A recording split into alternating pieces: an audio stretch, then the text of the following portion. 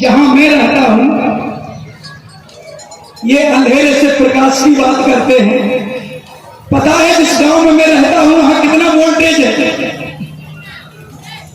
मैं घर से चलूं, ट्रेन पर बैठ के सागर आऊं, सागर से फिर घर चला जाऊं, तब मेरा पंखा एक राउंड ले लेगा, इतना वोल्टेज आता है।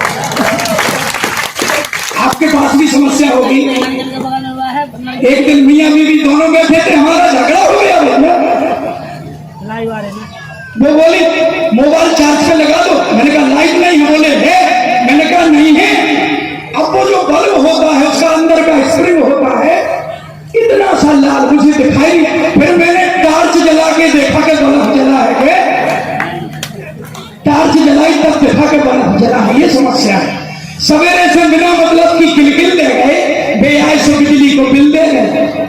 बिजली को बिल दे के सीना में आ गया 1600, पिछले हफ्तों 6000, ये महीना को 1600। अब पेट भरे के बिल भरे, पेट भरे के बिल भरे, हमारी तो समझे में नहीं आ रहा कैसे करें। बड़ी विषम परिस्थितियां हैं। आम व्यक्ति कैसे जीता है, आम व्यक्ति कैसे जीवन यापन करता है। ये किसी गांव में जहां आज पहुंच मार्ग की भी व्यवस्था नहीं, वहां दर्द समझा जा सकता है। हम उन्हीं लोगों के बीच में जाते हैं, उन्हीं लोगों के पास बैठते हैं और उन्हीं लोगों की श्रेणी के हम हैं। तभी तो गुरुवन ने कहा परिवर्तन किन लोगों से होगा। ये विद्वानों का नगर है। आपको जानकारी है इस भारत भूमि पर ज्ञानियों की कमी नहीं है। इस भारत भूमि पर साहित्य के सम्राट अनेकों होंगे, ज्ञान के सम्राट अनेकों होंगे, दौलत के सम्राट अनेकों होंगे, लेकिन दौलत के सम्राट अपनी दौलत से, ज्ञान के सम्राट अपने ज्ञान से, साहित्य के सम्राट अपने साहित्य से इस समाज में परिवर्तन नहीं कर सकते। परिवर्तन होगा धर्म सम्राट, ये चेतना पुरुष परमहंस योगीदास श्री शक्ति पुत्र जी महाराज के इस अभियान से। बहुत ज्ञानी है भैया, अगर बोलने में तुलना करोगे तो हम कुछ नहीं जानते उनके आगे। एक वक्ता है समाज में, यहीं से निकले हैं, विश्वविख्यात है। परिवर्तन नहीं हुआ। परिवर्तन कैसे होगा? परिवर्तन होगा मन, वचन, कर्म से। जो राष्ट्र हित के लिए समर्पित हो जाए, जिसका व्यक्तिगत कोई स्वार्थ न हो, जिसका व्यक्तिगत कोई लोभ न हो, जो समाज के आय धन से अपना जीवनोपार्जन न करे, बल्कि अपने कमाए धन से समाज सेवा में समाज की सेवा करे, समाज का कल्याण करे, ऐसे लोगों से परिवर्तन हो सकता है। ये भगवती मानव कल्याण संगठन और भारतीय शक्ति चेतना पार्टी ऐसे ही शक्ति साधकों का एक हुजूम है और अभियान चल रहा है। दिन प्रतिदिन सफलता हमें प्राप्त हो रही है। पूज्य गुरुवर का आशीर्वाद है, पूजनीय दीदी जी का पावन एवं कुशल नेतृत्व निर्देशन है कि आज प्रत्येक घर से आवाज उठ रही है। ये बहुत अच्छे लोग जा रहे हैं। समाज के लोग सहयोग प्रदान कर देते हैं, सहयोग के लिए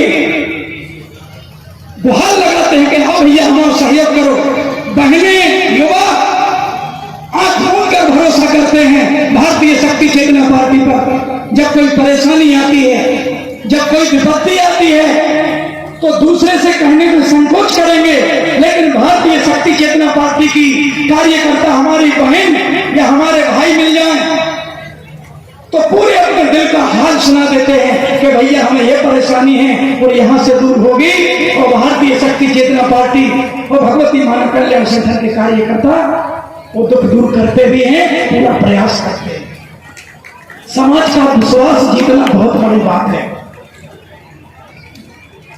हजारों जगह है भारतीय शक्ति चेतना पार्टी और भगवती मानव कल्याण संगठन के कार्यकर्ताओं ने जो पशु गौ माताएं ट्रकों में भर भर कर ले जाते हैं कसाई, उनको पकड़ा, कार्यकर्ताओं को लाठियां भी मारी, गोली भी चलाने का प्रयास किया, लेकिन भारतीय शक्ति चेतना पार्टी और भगवती मानव कल्याण संगठन के वो कर्मठ कार्यकर्ता के ट्रक से झूल गए, अपनी जान की परवाह नहीं की।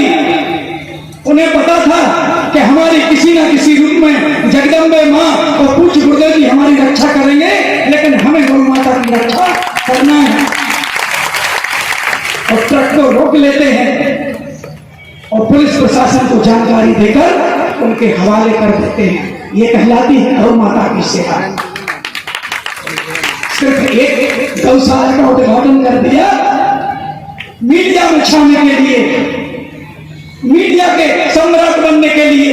एक गौ को चारा खिला दिया, एक गौ को रोटी खिला दी और फोटो छाप के पूरे देश में प्रचारित किया गया। ये गौ की सेवा नहीं है, ये तो दिखावा है। करो कत्ल खाने बंद, बनाओ कोई नया कानून जिसमें गौ माता की सुरक्षा हो सके।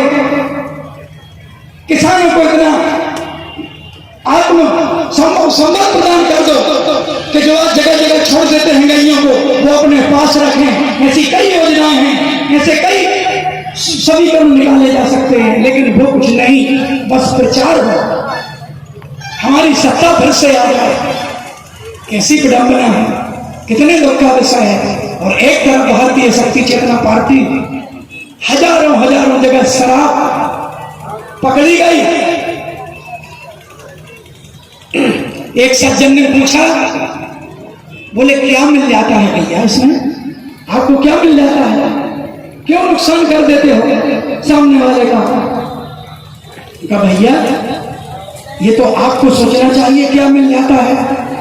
जब तुम घर में सोते हो, रजाई में, कूलर में, पंखे की हवा में, कभी पानी बरस रहा है, कभी गर्मी है, कभी कड़ाके की ठंड है, तुम घर में सोते हो और भारतीय शक्ति चेतना पार्टी का कार्यकर्ता झाड़ियों में बैठा है कि यहां से शराब निकलेगी और हम पुलिस को सूचना देकर पकड़वाएंगे। तो तुम सोचो, अगर तुम्हारी आत्मा में जरा सी भी सच्चाई है तो तुम सोचो कि तुम्हें घर में सोने से क्या मिलता, वो भारतीय शक्ति चेतना पार्टी के कार्यकर्ता को क्या मिलता है। ये तुम्हें सोचना चाहिए। पानी भी बरसता है, मच्छर भी काटते हैं, और जिस दिन मिल गई शराब, जिस दिन शराब की पेटियां पकड़ ली, उस दिन शायद मीडिया पे आप लोग देख लेते होंगे कि आज फलानी जगह शराब पकड़ी है, सागर में यहां पकड़ी, दमोह में वहां पकड़ी, कभी जबेरा में, कभी रहली में, कभी गलाकोटा में। ये दिखाई दे जाता है जिस दिन पकड़ लेते हैं।